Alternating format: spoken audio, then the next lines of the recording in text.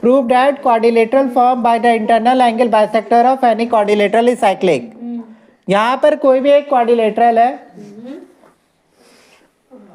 मान लेते हैं ऐसे एक क्वाड्रिलेटरल है जिसका नाम है ABCD,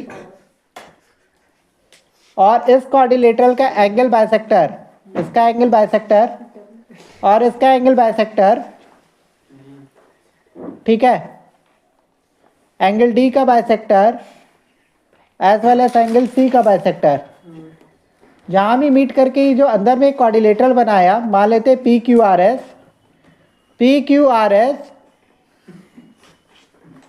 ये क्या होगा, साइक्लिक होगा, ठीक है, क्या होगा, तो PQRS साइक्लिक होगा। तो साइक्लिक होने के लिए क्या चाहिए, angle P plus angle R का सम, P और R का सम क्या दिखाना होगा, तो हम लोग इसी पर काम करेंगे। कैसे होगा, तो सुनो सबसे पहले कैसे होगा, एंगल P का वैल्यू निकालना पड़ेगा और एंगल R का, और P का वैल्यू कब निकलेगा, जब हाफ A और हाफ B का वैल्यू पता होगा, ठीक, हाफ A और हाफ B का वैल्यू पता होगा तो P का आएगा।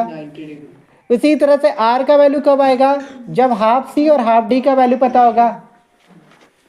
तो एक बात बताओ, यहाँ पर तो कोई डिग्री दिया नहीं है, तो ABCD का सम कितना है, 360, हाफ A हाफ B और हाफ C और हाफ D का सम कितना है, ये हमारे लिए हेल्पफुल होगा। तो सबसे पहले यही लिखेंगे, angle A plus B plus C plus D कितना होगा, 360 डिग्री, और तुम्हारे को नीड है half A half B half C and half D equal to कितना, 180 डिग्री, ठीक है। कौन कौन सा एंगल आ रहा है, half angle B plus angle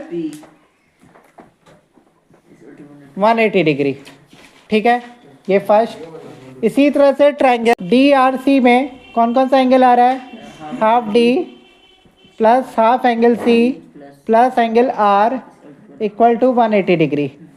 दोनों इक्वेशन को ऐड करेंगे, ठीक है, दोनों इक्वेशन को ऐड कर लेंगे, ऐड करके लिखेंगे, को ऐड करेंगे, हाफ A B P और हाफ D C R, तो कितना हो जाएगा, 360।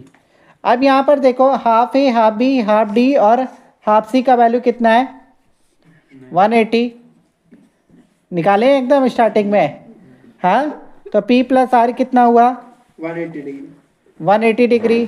तो P प्लस R जब 180 का होगा तो थोड़ा देर सोचो, अगर किसी क्वाड्रिलेटरल का अपोजिट एंगल 180 डिग्री होगा तो वो क्वाड्रिलेटरल क्या कहलाएगा, साइक्लिक। इसलिए P